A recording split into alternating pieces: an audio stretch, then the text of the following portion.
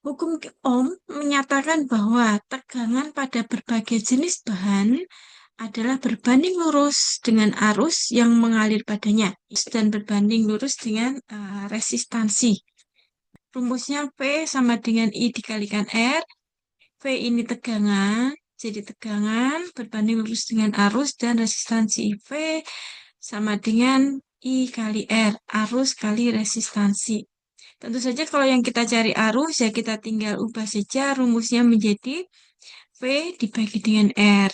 Demikian juga kalau yang kita cari R, kita akan mengubah rumusnya menjadi V dibagi dengan I. Resistansi ini merupakan ukuran seberapa besar arus akan dihambat oleh elemen tersebut. Resistansi ini satuannya ohm. Kadang-kadang dalam melakukan analisis listrik itu kita tidak menggunakan R, tetapi menggunakan kebalikan dari resistansi yang dinamakan dengan konduktansi. Nah, ini simbolnya G.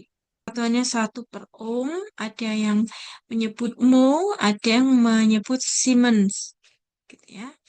Oke, kalau diperlihatkan dalam bentuk grafik, ya, hubungan antara tegangan dan I ini jika V merupakan fungsi dari I, ya, maka kita bisa mendapatkan garis grafik linear seperti ini, ya, di mana gradien dari garis lurus ini merupakan resistansi tadi.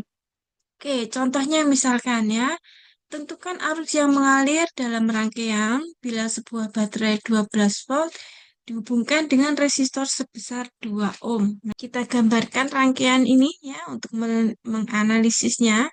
Jadi, untuk contoh yang pertama ini ya saya menghubungkan baterai 12 volt. Nah, baterai itu sumber baterai bisa digambarkan dengan bentuk seperti ini ya, negatif. Tapi bisa juga saya gambarkan untuk sumber. Nah, untuk sumber bisa juga digambarkan dalam bentuk lingkaran seperti ini, gitu ya. Kemudian baterai ini dikatakan mempunyai tegangan sebesar 12 volt.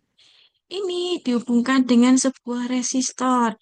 Nah, resistor kemarin simbolnya seperti ini ya, simbol rangkaiannya ya. Resistor ini resistansinya sebesar 2 ohm. Yang ditanyakan adalah tentukan arus yang mengalir dalam rangkaian bila sebuah baterai ya dihubungkan dengan resistor. Nah, sekarang kita gambarkan dulu arusnya. Ya, seperti yang kemarin, kalau arus itu arus positif ya, itu kalau di sumber dia mengalir dari titik negatif ke positif, kemudian di beban dia akan mengalir dari titik positif ke negatif. Jadi alirannya seperti ini. Kalau kita mau cari arus yang positif, ya besarannya positif. Misalkan ini R ya, kemudian tegangan di sini. Nah, kita beri nama VR, gitu ya, VR. Perhatikan, kita memberikan tanda positif itu di sebelah mana, negatif itu di sebelah mana. Nanti kalau kalian mengerjakan soal, kalian berikan itu ya. Gambarnya diberi tanda, ya, diberi arah untuk arus, dan kalau untuk tegangan diberikan tanda yang positif mana, yang negatif mana. Ya, oke. Nah, oke, dari sini kita diminta untuk mencari I, arus. Kita gunakan hukum Ohm, maka arus akan sama dengan tegangan dibagi dengan resistansi. Nah, di sini resistansinya kita sudah tahu 2 ohm. Gitu ya. Tapi yang tidak kita tahu apa? Yang tidak kita tahu adalah tegangan. Tegangan di resistor ini. Berapa tegangan ini? Nah, sekarang kita ingat bahwa yang namanya tegangan itu adalah beda potensial antara dua titik. Sehingga kita bisa lihat di sini. Ya, jadi ini titik atas dan ini titik bawah. Gitu ya. Titik A, misalkan saya beri nama ini titik A, titik B.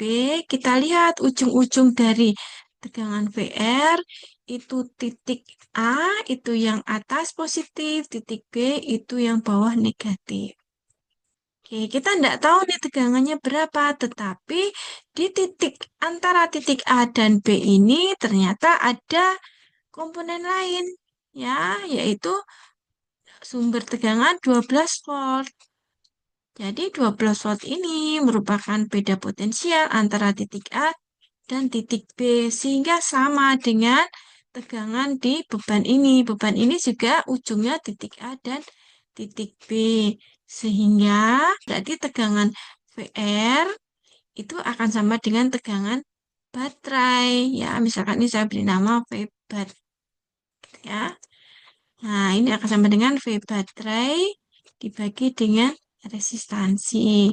Jadi, nah, jadi arus itu sama dengan tegangan dibagi dengan resistansi 12 volt dibagi dengan 2 ohm. Hasilnya adalah 6 ampere. Kemudian tentukan resistansi dari lampu pijar berdaya 44 watt tegangannya gitu ya. Kemudian ini bebannya gitu ya, bebannya 44 watt. Nah, arus yang mengalir sebesar 200 mili ampere. Nah, di sini dikasih tahu bahwa sumber tegangannya adalah sebesar 220 volt. Ini saya tuliskan seperti ini karena biasanya untuk listrik kita itu ya, untuk lampu biasanya kita gunakan sumber tegangan AC. Nah, untuk keperluan analisis, kadang-kadang sumber AC ini kita beri tanda positif di atas, negatif di bawah. Ya, meskipun sebenarnya sumber AC itu tidak ada positif negatif, yang terukur ya adanya fase dan netral. Tapi untuk keperluan analisis kita bisa lakukan itu. Nah, yang ditanya adalah resistansi. Berarti kita gunakan rumus ini. R sama dengan tegangan dibagi dengan arus. Arusnya sudah diberitahu 200 miliampere. Kemudian tegangannya tidak usah diberitahu, tapi karena ini juga titiknya sama dengan sumber tegangan 220 volt, maka beban ini juga tegangannya adalah 220 volt. Maka kita akan gunakan rumus ini ya. 220 dibagi 200 miliampere. Ingat, kalau mili itu berarti besarannya dikalikan dengan 10 pangkat min 3. Nah, sehingga 10 pangkat min 3 kalau dibawa ke atas kan jadi 10 pangkat 3. Jadi 220 kali 10 pangkat 3 dibagi 200. Nah, kita dapatkan angka ini ya 1100 ohm.